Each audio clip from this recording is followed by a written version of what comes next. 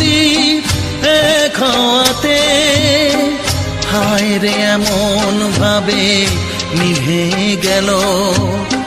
হাত বাড়ালে যাকে ছুঁতে পারি, বুঝিনি কখন সে পর যে হলো, পর যে হলো, পর যে হলো। কত আশার দীপ এক হওয়াতে হায় রে এমন ভাবে নিভে গেল।